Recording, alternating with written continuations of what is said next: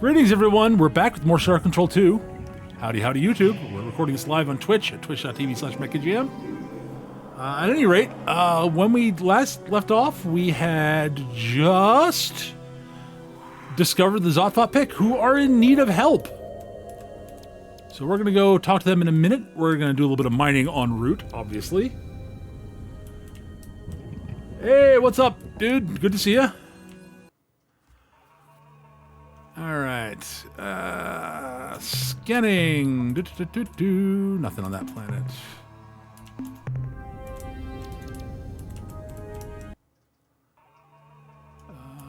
That's a dust world. Blah. Oh god, that's got Bupkis. Wow. I think most of the planets in this system are kind of crap, if I remember correctly. Yep. Alright.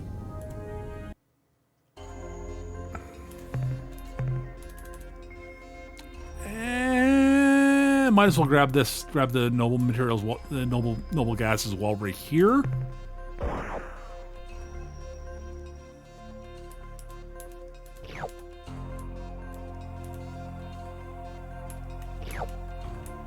And then, because the crap minerals are, well, crap. Alright,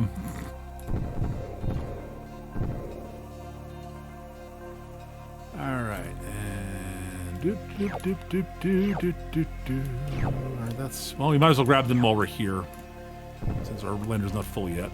Alright, and... Alright. I'm not going back down for the rest of that helium, because... No. Alright, that's it for around this planet. I think that's everything in the system, but it might not be. It looks like it is. Nope, there's one more planet in the system. Alright. Another gas giant way out in the fringes of the system. With no moons. Alright. We are done here. I'm going to go back to Earth briefly because I kind of want to see what Commander Hayes has to say about the Zothot Pick message. And then we'll go up to try to help them. So we now know where Spathy Space is and where Zothot Pick Space is. And Spathy Space is en route. So you know what we're going to do? We're going to go visit the Spathy en route because that'll be funny.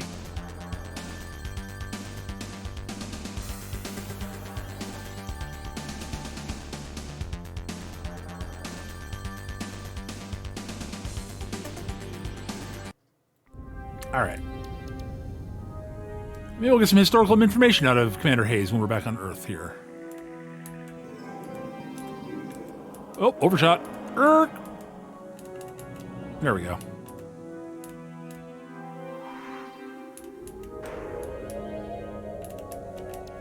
Oh, come on. There we go. Alright. Ah, Captain, I'm glad you're back. Minerals offload, not much, but it's something. Light load? Yes. Additional background info. No, he did not have anything to say about the Zothot Pick. That's fine. Historical data. That's what we've not done yet. What aspect of history, Captain? I would like to know about the other starfaring races. Actually, I'd like to know about the war against the hierarchy, actually. What about the war? How did it start? Earth got involved late in the game in 2112 when the Chenjesu arrived in our solar system for the first time. So let's back up a few years to 2098 when the Chenjesu super-sensitive receivers detected a strange signal from the Ophiuchi constellation. Though even the Chenjesu didn't know it, it was the first sign of the Ur-Quan's arrival. The Ur-Quan, having detected the presence of many sentient species, were beaming out an exulting hunting cry. The first direct evidence of the Ur-Quan's intent was the sudden conquest of the Umga, a solitary though not unfriendly species in the Orionis constellation. The Chenjesu, distraught by the invasion, were further angered when the Ur-Quan turned their fleets on the hostile but weak Ilrath race. A hastily assembled defense force of Myrna Hermann Chenjesu vessels turned the Ur-Quan fleet aside, but the invader moved into Spathy space, rapidly subjugating that race. With each new conquest, the Ur-Quan fleet grew larger as it added slave vessels to its ranks. Earth joined the Chenjesu to form the Alliance of Free Stars at about the same time as the Androsynth stars fell to the Ur-Quan armada. Before the ink was dry on our agreement with the Chenjesu in 2116, a new race appeared in orbit around the moon and asked for admittance to the Alliance. It was the Arilu Lalile. The timing seemed unusual, and the Arilu were definitely weird, looking like saucer men from Mars, but we were too busy cranking up our mothballed heavy industry that we really didn't pay it much attention at the time. And yes, Satan, yeah, that 21... yeah, I would not be surprised if the Toys for Bob guys were fans of Rush because of that, yep. There are lots of little references like that all throughout this game. What happened during the war? At the start of the war, here on Earth, we were working like crazy, churning out hundreds of heavy cruisers and smaller support vehicles. The Ur-Quan were busy too. Unbeknownst to us, they had moved down towards the Luton Star Group and were attacking the Vux, who only the Yehat knew existed. Our botched first contact with the Vux took place in 2119, and it was the biggest single mistake we made during the war. After defeating the Vux, the Ur-Quan fleet ran smack into the combined might of the Yehat and Shofixti, supported by the first wave of our cruisers. Again, the Ur-Quan turned away from the hard spot to attack the weak, though we just thought they were running away. In fact, the Ur-Quan had found another independent alien race, the Mycon, in the Brahi constellation. The Mycon's voluntary submission to the Ur-Quan brought the return of the Ur-Quan fleets, now swollen with 100 devastating Mycon pod ships. The last entrants to the conflict were the Cyrene, a race of space gypsies who had escaped the hierarchy by moving their vast fleet of slow-moving habitats into human space. With the side set, the last Ur-Quan offensive began. How did the war end, Commander? Because that's something we really don't know in this game when we came in. Basically, the end of the war happens between the end of the Star Control 1 strategy game and the beginning of this game. So this is actually a, what the fuck happened? The Ur-Quan came roaring through Vux space and tried to push past the India and Mira star systems.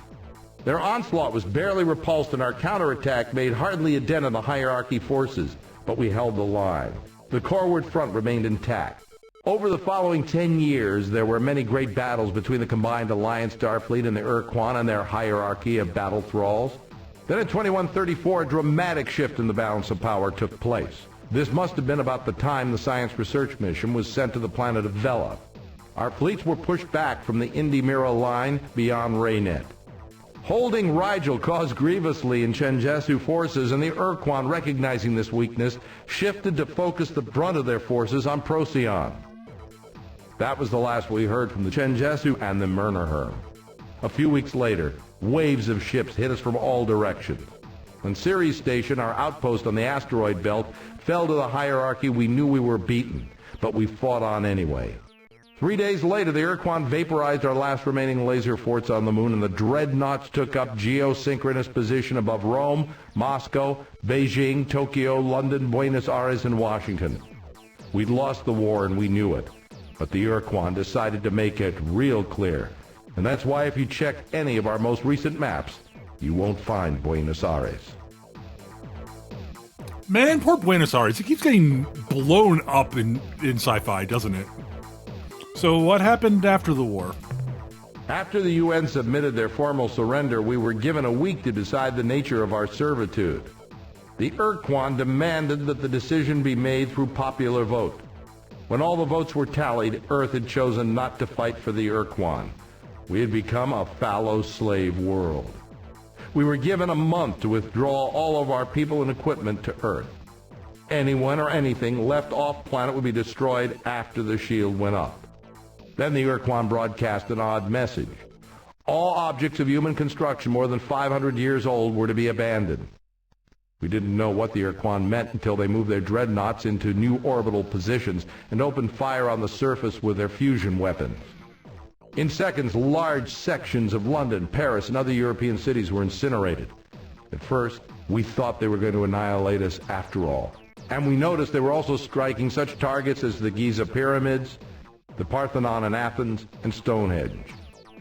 Curiously, the United States was almost untouched. The flaming rain lasted 40 hellish hours. It took days after we crawled from our smoldering shelters to realize what the Ur-Quan had done. Our new masters had targeted every building, monument, or other man-made construction older than 500 years and destroyed it. In those 2 days, we lost most of the history of mankind. In some cases, the Ur-Quan destroyed places we did not even suspect were significant. From their positions in orbit, the dreadnoughts blew away a kilometer of land in central Iraq, vaporized several targets in the Amazon rainforest, punched a big hole through the Antarctic ice cap to destroy something deep under the surface, and melted a broad swath of the ocean floor in the southeastern Atlantic. Then, just a couple of days later, the shield went up, and our contact with the outside world stopped. The next time I saw the stars was 8 years ago, when I was transferred up here to be the new commander of this starbase. Thank you for the briefing. Would you like any information on any other aspect of history? I think that's enough for the moment. We'll come back and do other stuff later. Sure. Anything else? Fine. Blow up an Ur-Quan for me, Captain. Sure. All right.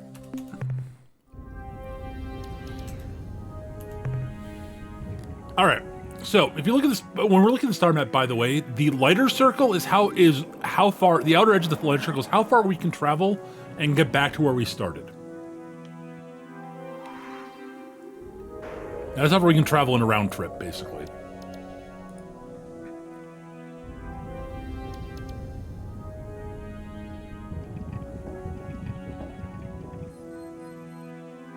All right, so we're going to Spathy space, but we're going to take a quick dip through Ilroth space because there's a good mining spot in there. And we're reasonably close. All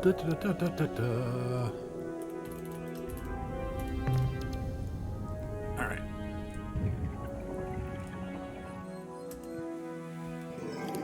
We do not want to fight the Ilrath of what we've got at the moment.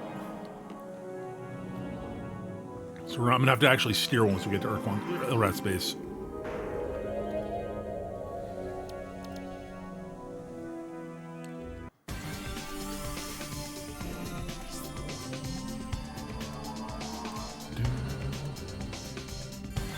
Hey, Rosso! Yes, the music in this game is fantastic, isn't it, man? Good to see you, dude.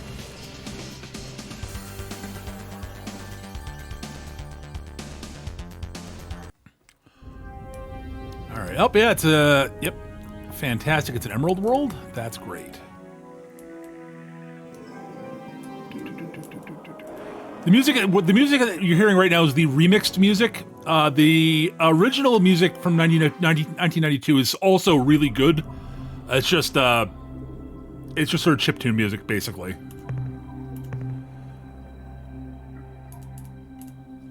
All right, so it's just minerals, and I'm okay with that.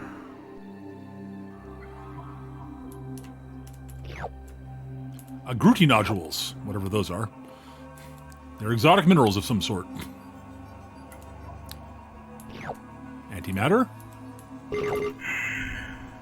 Alright, and then back down we go, because exotics are worth a truckload of resource units. They are so good.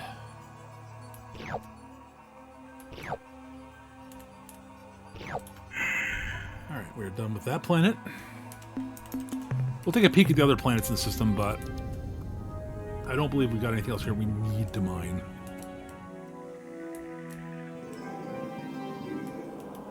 Oh, yeah, absolutely. Oh, God.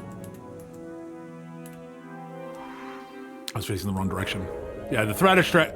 The Ur-Quan track is still probably my favorite, but, like... the Vux track's also incredible. Oh yeah, radioactive roll, nice. Almost every alien race's music is really good. Some of them are better than others. Oop, minor earthquake.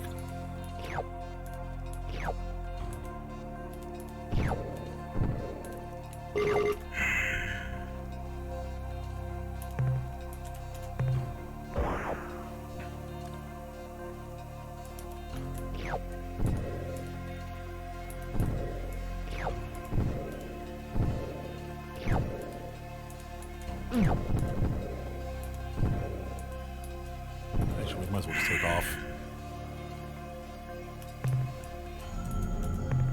That was full. But yeah, the music in this game is incredible.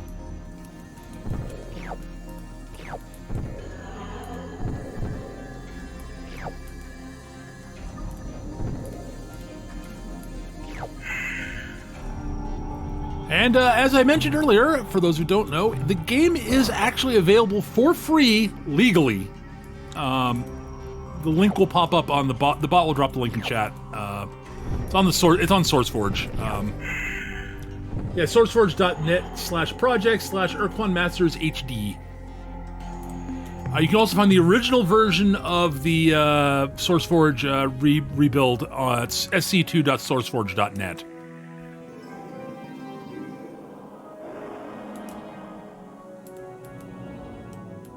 We very much want to avoid actually fighting the Ur-Wrath.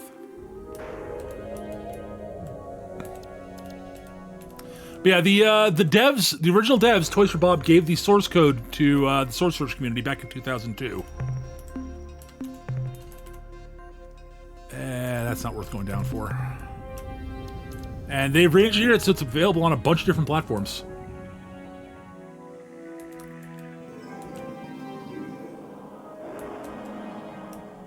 You can technically buy the game also if you really want to. I think GOG has it.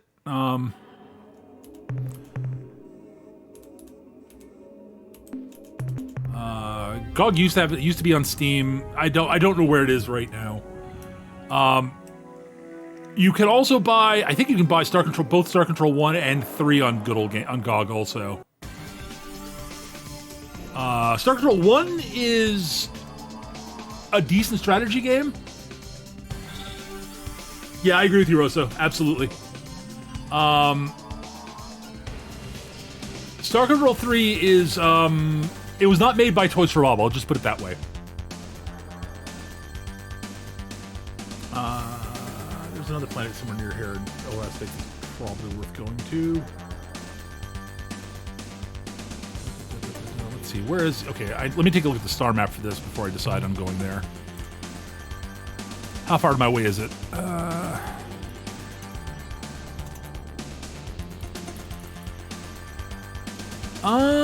That's deeper into Ur-Wrath space. That's risky, but probably worth.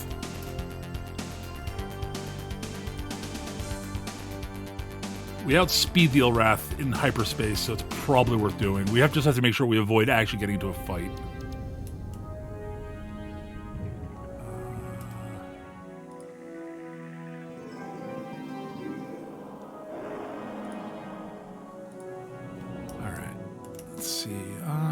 Are any of them obviously... that looks like it's a gem planet. All right, that's why I noted that one down. Yeah, it is. It's an emerald world. Beautiful. I may have copious notes on this game.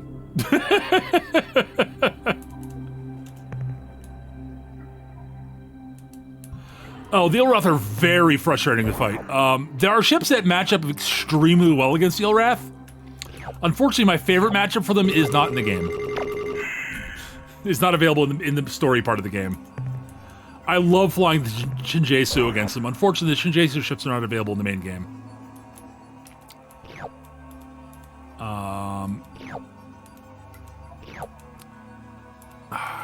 Who else? I can't remember who else I like flying against them. The Ahad are pretty good against them. They're a little risky, but they will punch them out very quickly. Unfortunately, they're not really available to you till late game, so meh. Oh, God, it's been a while since I've actually done the matchup research for this game. It's been a while. Later in the game, your flagship will be able to just eat them for breakfast, but that's later in the game. Yeah, late game, your flagship will eat most ships for breakfast. There are a few that are not, easy matchups.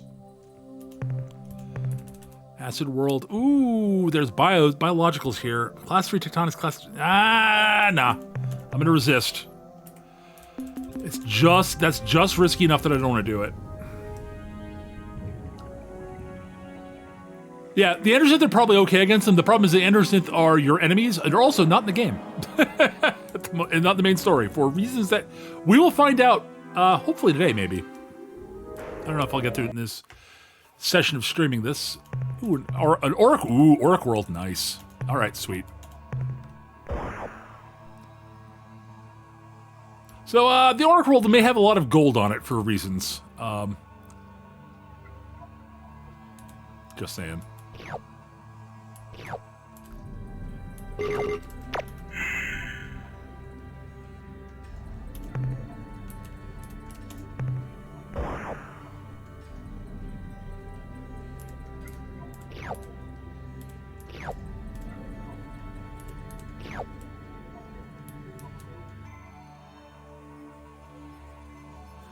If I went full tilt, how long do I think I could do play through in?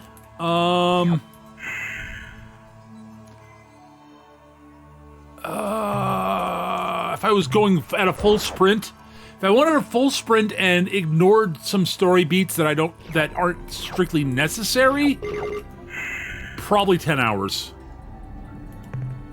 I know it's possible to beat it much faster than that. I looked up the speedrun for it at one point, and it's like, God, the speedrun's like an hour and a half or something like that, I think. I could probably get, eventually, if I really wanted to, I could probably speedrun this, but, like, I would have to, like, work at that. I don't really want to speedrun this game. I like it too much. I like playing it at a sort of a more leisurely pace enough that I don't want to speedrun it. Ooh, a treasure world. Nice. Alright, yeah, this system is worth coming to.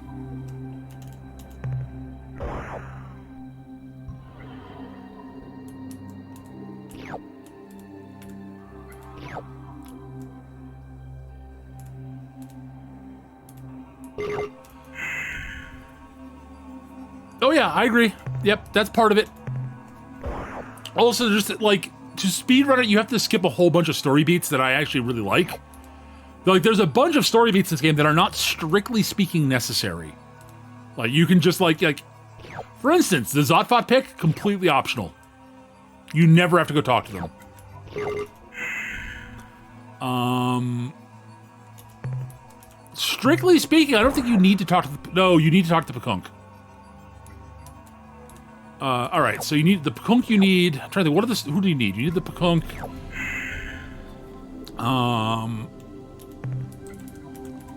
You need to go talk to the Thredash. You need to deal with the Thredash in some way.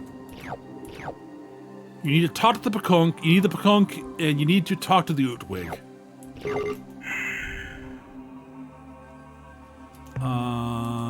Probably you need to talk to the Siren. I'm not positive you need to talk to them.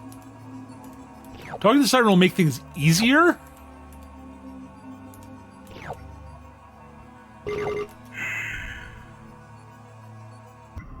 Oh god, our ship's almost full. Alright.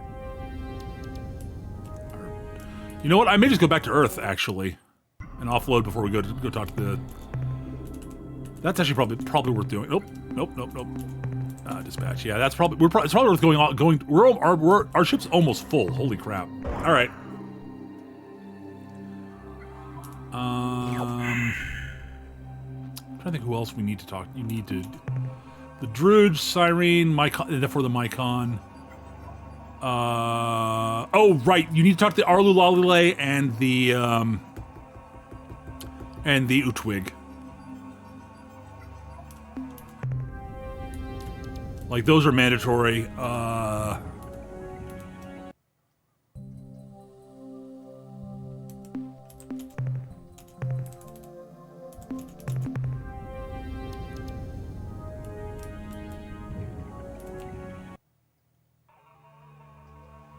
don't think you need to talk to the Melnorme or the Salandro or the Ors.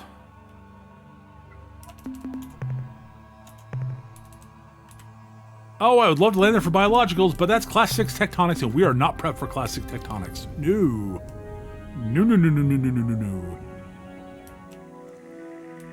Alright, I think we're done here. Like, there's other planets here we could take a look at, but I don't really want... we're almost full, so... Alright, let's actually head... We're gonna go back to... I'm gonna go back and offload minerals and soul because our ship's almost full, and, yeah.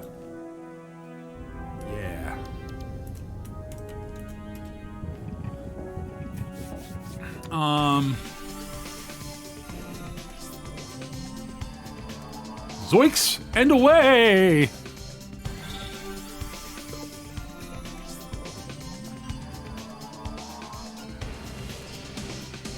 You forgot what the ores were called, and you sort of Googled Frumple, and there they were. Yep.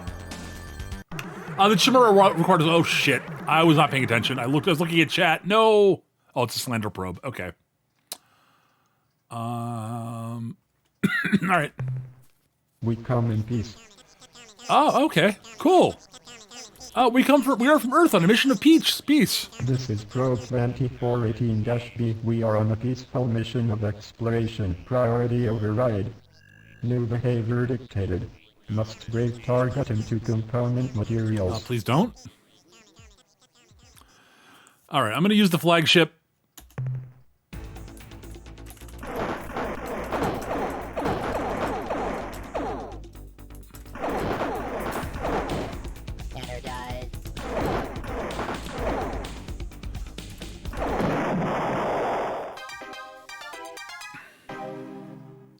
Took more damage there than I wanted, but 550 resources is not bad, actually, for that. Those things are worth a fair bit of resources.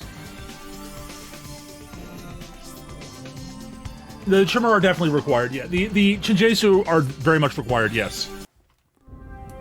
Alright, let's go back to Earth, offload the minerals, recrew, refuel, and then we'll move on. We'll start going back to where we're headed.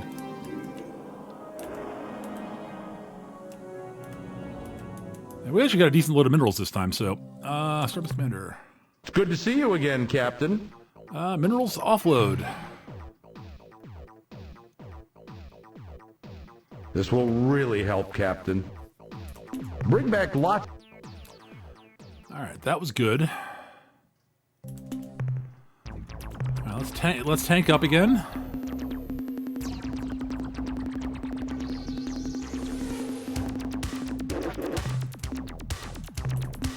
I'm going to grab another crew pod. I'm going to grab another dynamo while we're at it.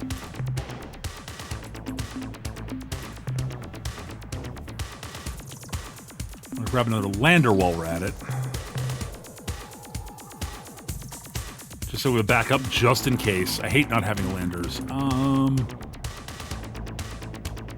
Grab another. Yeah, I think we grab another storage bay while we're at it too. Dynamo just to be safe. Alright, that should do us. Shipyard.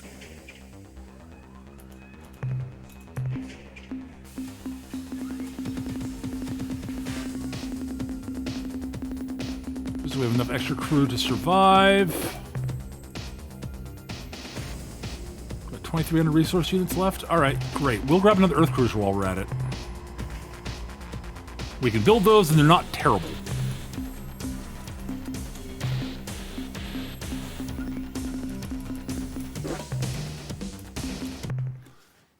I know what I very much want to do, and what we're going to do after we go hit up the...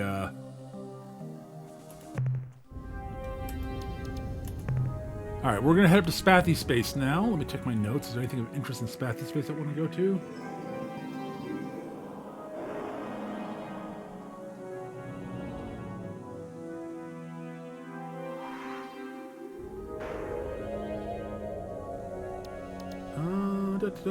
Gamma Vitalis, I think, is one.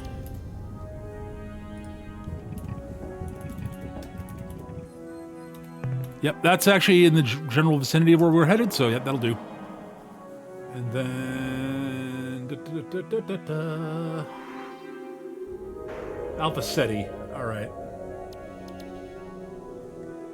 And then we're off to Epsilon Gruis. There are a couple other really good places to mine in the Spathy territory that we can't do yet. We're not actually equipped for it yet. So yeah, the plan, I think, is we're going to go talk to the Spathy, because it's fantastic what will happen there. Then we'll go help out the Zata pick, then we'll come back home, and then we'll go check out the Androsynth and see what happened with them.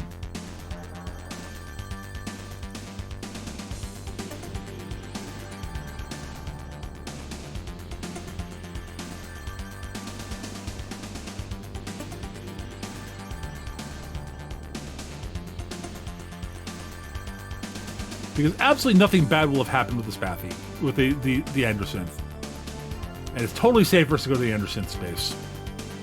Not that the Andersons hate Earthlings or anything. Oh wait, Andersons hate Earthlings a lot. For what I like to call extremely good reasons.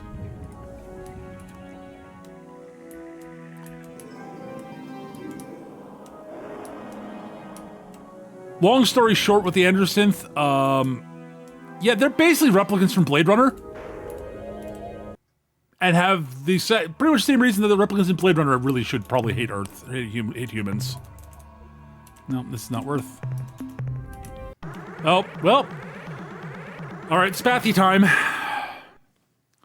Well, we can talk to them. Surprise and terror! I am greeted by the smooth and hostile face of our old enemy, the Hootmans. No, the huge clans? No, I remember. The Hoonams. We're on a peaceful mission throughout the cosmos? Two aspects of your last statement defy the course of nature as I know it. First, peace, as you call it, is an illusion. If you have peace, you simply haven't yet seen the thing that's trying to kill you. Second, peaceful missions through the cosmos rarely require weapons large enough to punch holes through a small moon. What can you tell us about your species? We actually, we're interested? We can best be described as Mecha mollusks, possessing the best qualities of both the clam and the dravat, which is not native to your world. We are intelligent and clever, though you would never call us cunning. Each day when we awaken, we call forth the traditional Spathy prayer. Oh God, please don't let me die today! Tomorrow would be so much better! Okay, but what do you really want of this great mystery called life? I want to live forever, with no pain whatsoever, owning vast personal property, plus a company of nubiles. If this is in your power to give, I beg of you to do so. Well, let me be frank, we seek allies. In case you have not forgotten, we are bonded to the Ur-Quan as slaves. The punishment for the plan you propose can be described as death. Actually, that brings up a good point. If you're such cowards, why do you fight for the Ur-Quan? This is a sad tale, so do not even try to contain your tears. After the Ur-Quan demolished the Ilrath, they turned the force of their armada against us Spathy. The term rapidly subjugated would best describe what happened next. When the Ur-Quan arrived at Spathywa, there was a great ceremony. Part of that ceremony involved blasting portions of our planet's surface into radioactive dust, and this part we did not enjoy. But the worst was yet to come. Our leaders were called into the command chamber of Ur-Quan Lord One's dreadnought, where they were read a long and complicated document explaining the choices given new slaves.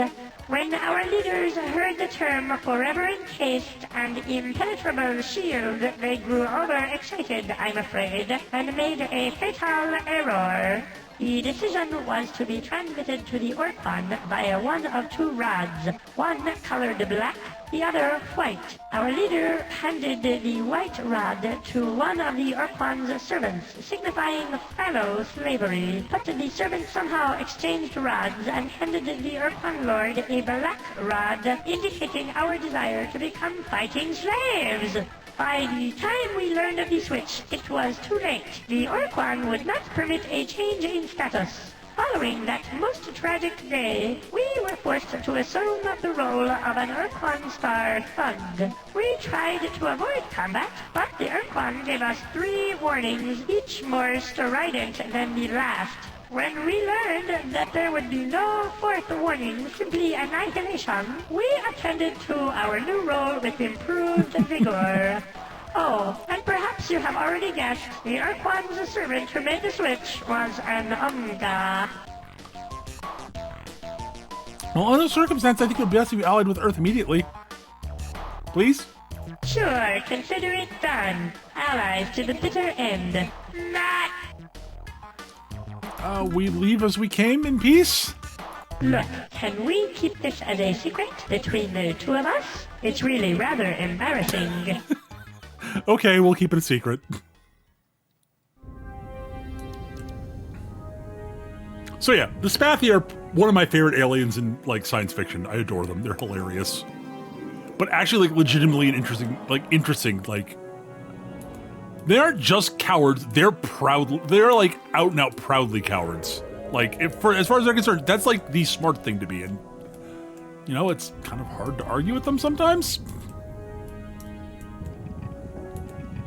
Oh, I see where I'm supposed to go here. Okay, well, I'm gonna check this gas giant first, because I'm here. That red planet might be decent, it might not.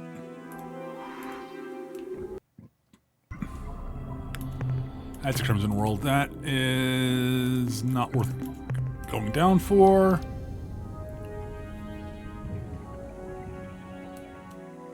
Alright. That is a Ruby World up there that is worth going to. Hopefully it's safe to mine. I'll find out.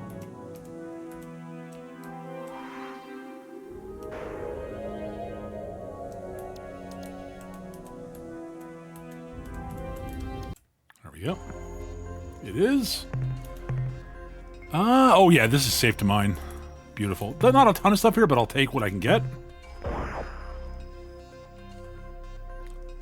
Oh yeah, oh no. Oh, wait till you hear the Spathy's full stories, dude. Which we're gonna hear.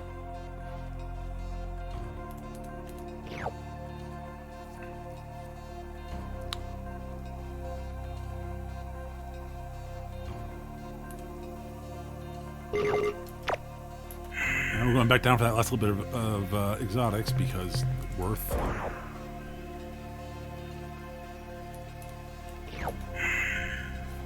Even that 1 point is worth. All right.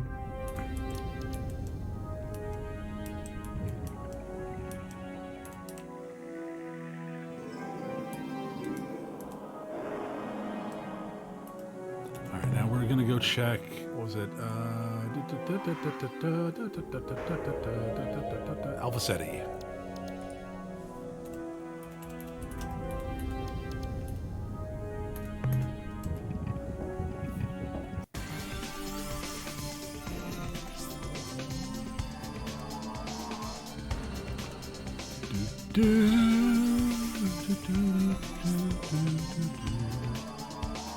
Yes, I do not fault the Spathy for, you know, like,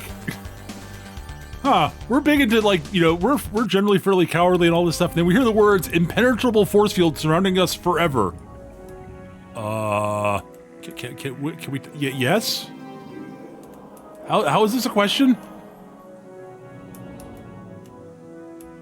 Which planet was it? Fuck. Did I note down what planet I'm looking for here?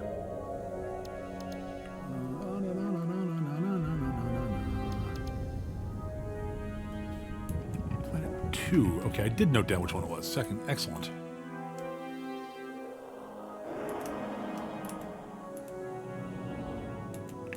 Did I misread what it looked like? Oh, I think I did misread that. Well, maybe not. No, I did. I misread what that was. It's a Sapphire World. Oh, this is hazardous. All right, we're gonna have to save game and bounce up and down here. 881 degrees centigrade surface temp. Yeah, all right. Yeah. Game. Save game.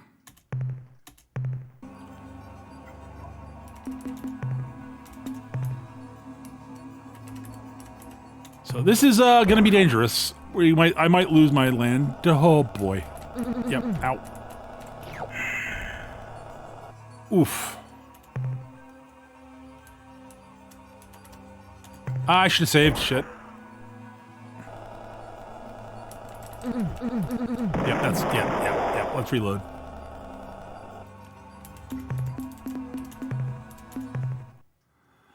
So yeah, this is why. Yeah.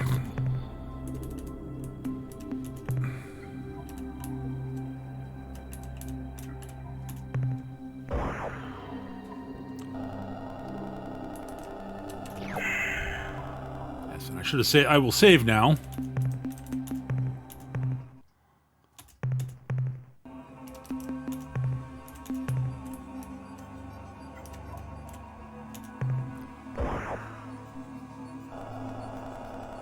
Ow. Ow, ow, ow. Yeah, ow.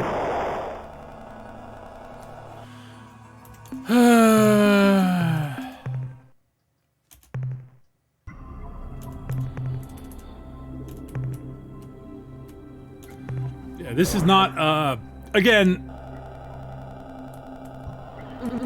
Oh, fuck.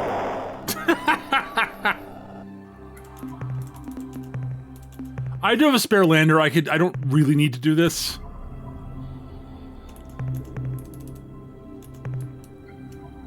But, like, I prefer not to lose the lander like a chump here.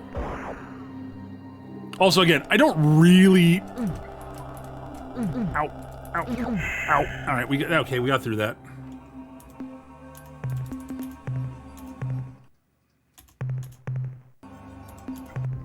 Nope, wrong button. Shoot. Alright, that's fine.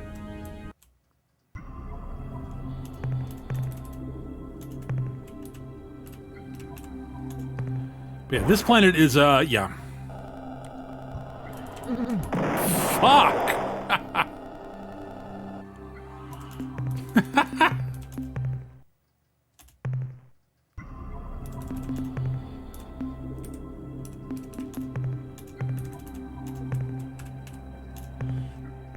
So yeah, this planet is not meant to be mined at this stage of the game, realistically. Not until you get the tech upgrade for the Melnor Maid that upgrades your landers to resist hotspots. But you can do it earlier. Like I am.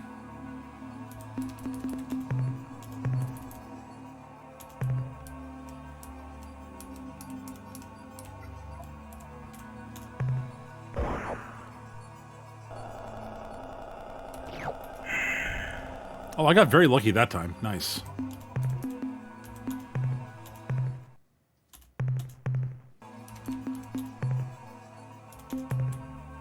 Alright, one last bit and we're done here.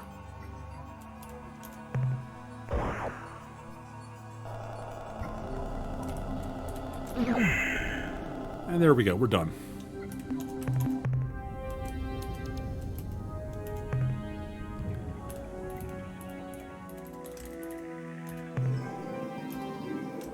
All right, now we're going to Spathy territory. Going to Spathy homeworld.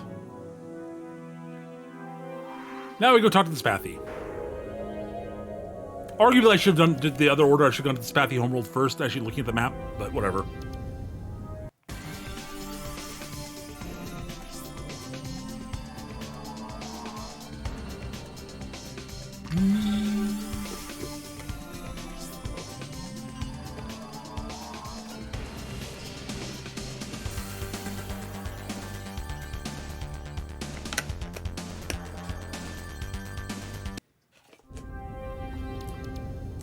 All right, now we were told by our good friend Captain Whiffo that the Spathy High Council are all hanging out on the moon around their homeworld. So let's go to the moon and talk to this High Council. And let's avoid the... Yep, there we go. Also, Whiffo was very kind to give us the secret Spathy cipher, Huffy, Muffy, Guffy. Because, yeah. What is the secret cipher? That would be Huffy, Muffy, Guffy. We are the safe ones, the Spathy High Council. You have given us the correct cipher, and so you will not be destroyed immediately. Now, if you please, tell us how you acquired our most secret Spathy cipher, which every Spathy swears never, never to reveal, even when threatened with considerable pain. Well, we met a Spathy on Pluto, and we became good friends. Whiffo over here. And just where is this Spathy friend now? Right Never here? mind. The answer is all too obvious in your tiny, dry eyes. We have Whiffo on board. He can vouch for our good intentions. If you held a weapon to Whipple's head, he would say anything you wanted him to say. In fact, if you held a vegetable to his head, he would probably say anything you wanted him to say. We come in peace and with goodwill? No doubt.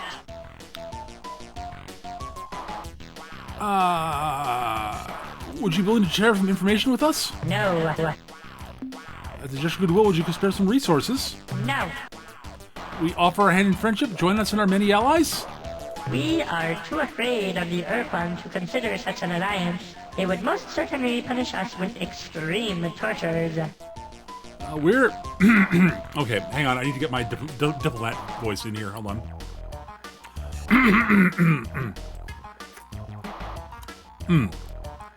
We are stronger than the Ur-Quan. You're better off with us. Hello, hello. Awaken from your dreamy state, you them. Now is the time for realism, not wild fancy. Yes, we are strong enough. Look at our precursor vessel. Is it not unique? Yes, your vessel is unique. And here is the crux of the problem. A unique, meaning singular, starship is not equal to the task of destroying the entire Ur-Quan armada. If you had, say, 10,000 similar starships, we could take your boasts more seriously.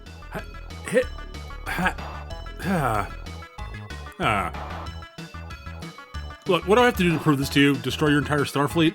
Well, that would probably work, but I have a better idea. A test. One of those questy kind of things. Okay. Sure. What kind of test do you have in mind?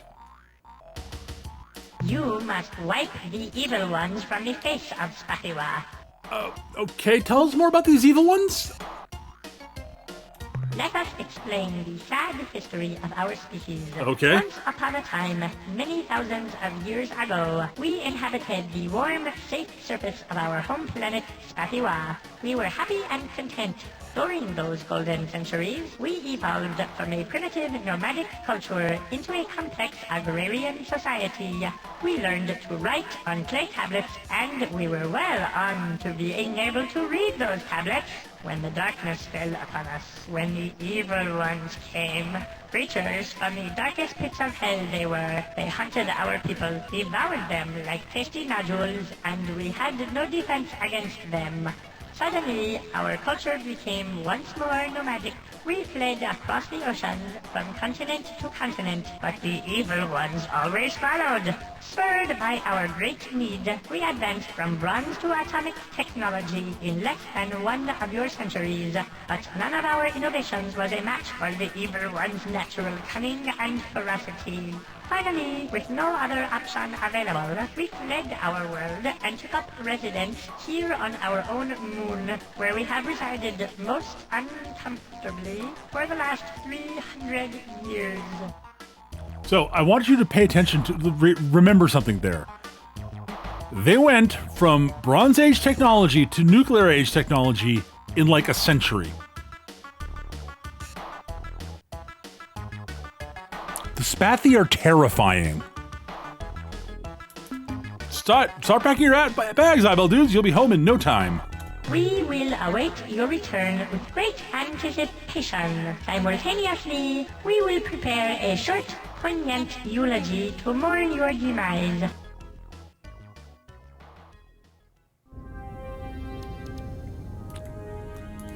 How the hell, Fiki, the Spathi are geniuses. And are motivated by extreme terror and cowardice.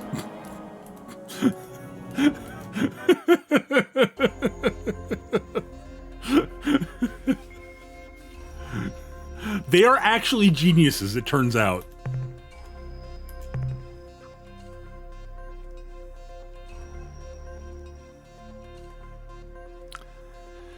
They're the biosignatures of the evil ones. And there's a blip of radioactive materials we'll grab while we're down there, because what the heck. And there are the evil ones.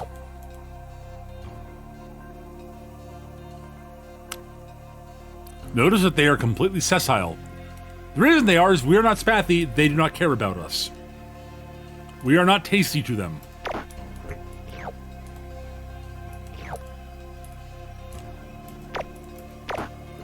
Not worth a lot of bio data, but I'll take what I can get right now.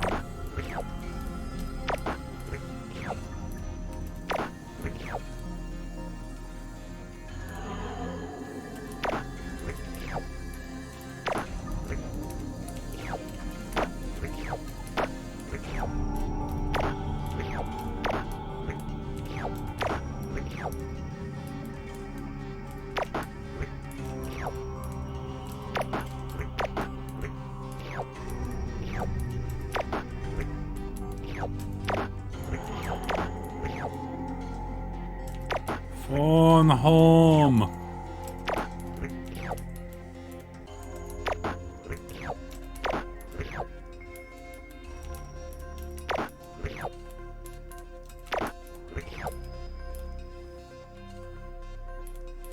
Alright. Doop.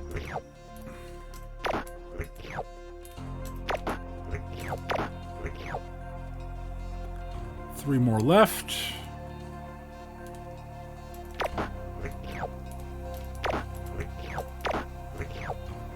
And we are done.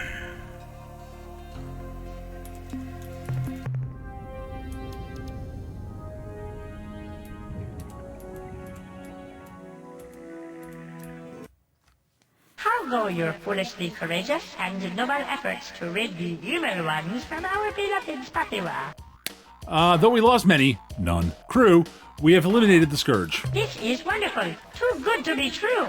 We will immediately begin transporting Spotty from this unpleasant moon down to the safe surface.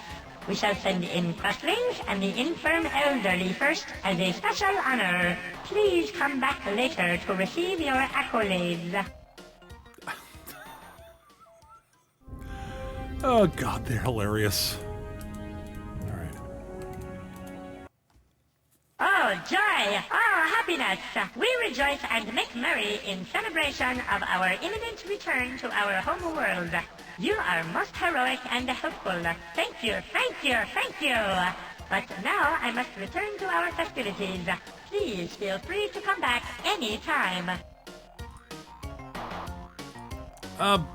What about the Alliance? Why don't you just wait a while, until after we are resettled on our home world? We can discuss details at that time. How long do you expect that to take? 10, 15 years tops. Am I correct in understanding that you refuse to live up to your end of the bargain? No, no, no. We are simply taking a more adult, welcome to the real world view of the situation. We cannot simply say, hurrah! And form an alliance with you this very moment. Surely you see that.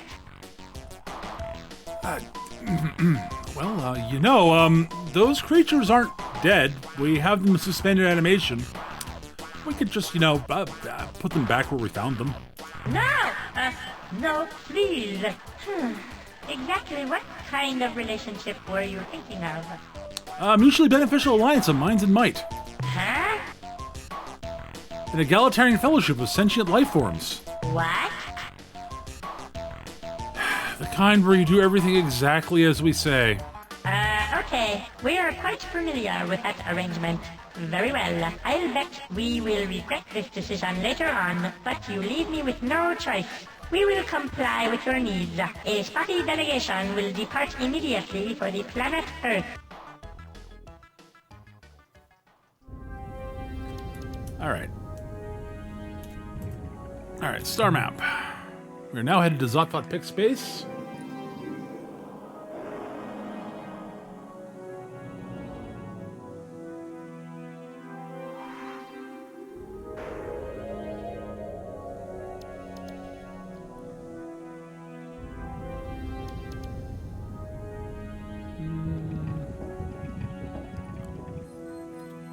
I could do that, but I think I'm gonna head to Zotvat Space now. There are a couple of things I could do instead, but I think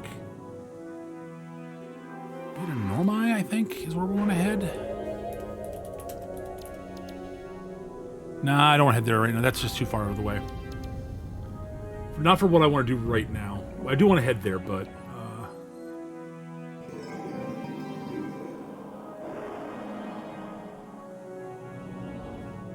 oh, I know why we want to hit that there. I don't want to do that yet. All right.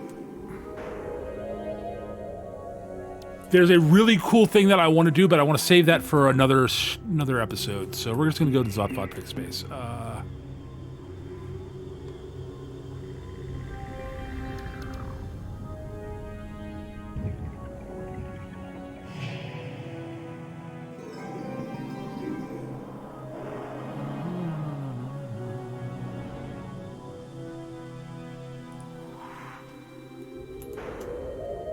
Alpha Tucana is where we want to go to.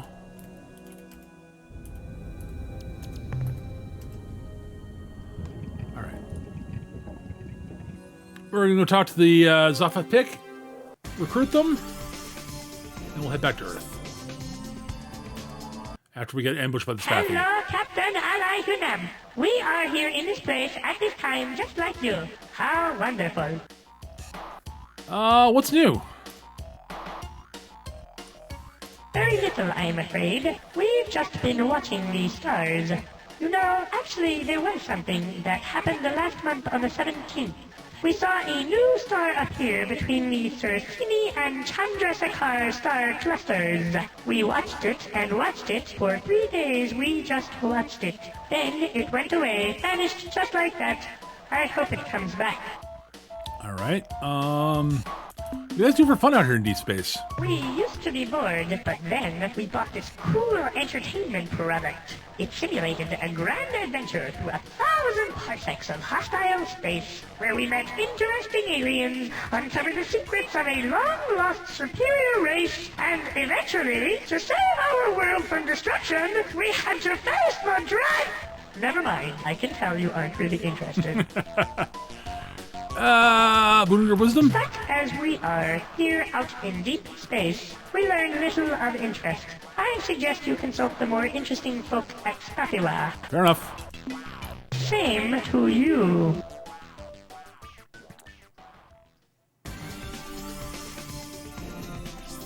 Yep. We're gonna skip through this stuff here. It's good dialogue, but I wanna get moving. I love the dialogue in this game, but I do want to keep moving. Oh, God. Hunam, I was just wondering, is Tafayov still alive?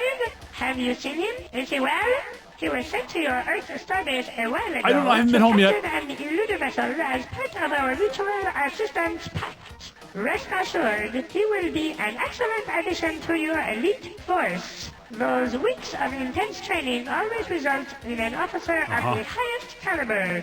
If you see him, please let him know that I still consider his debt valid and expect prompt payment. Thank you. Goodbye. Same. I love the Spaffy dearly. Here we go. I have to actually be paying attention because we're going to be going into dangerous territory if I'm not, coming up here.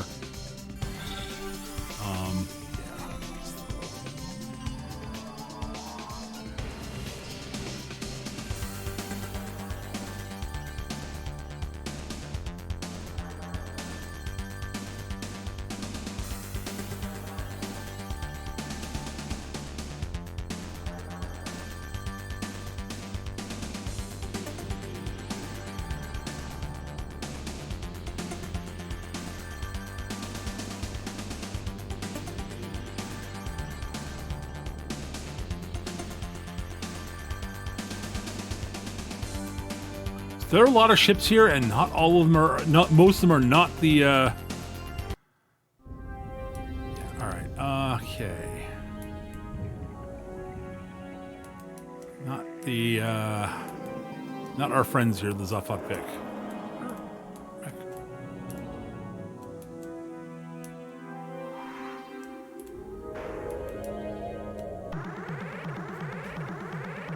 All right. It is the alien from the Chenjesu's alliance. Just look at those weapon pods on his ship. We hope that during this visit, we can make clear to your species the benefits of a mutual assistance pact. But we're also armed to the teeth, so don't try stealing our atmosphere or anything sneaky like that. All right, so what's happening around here? We had a close call last week, One of those black ships was snooping around the system. but before it got to our world, some of the green ships warped in, destroyed the black vessel, and then left immediately. We got lucky. Any news about the war between them?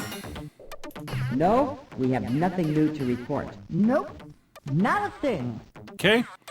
How to see the lines between our peoples? How wonderful! We accept! Hooray! How marvelous! Yeehaw!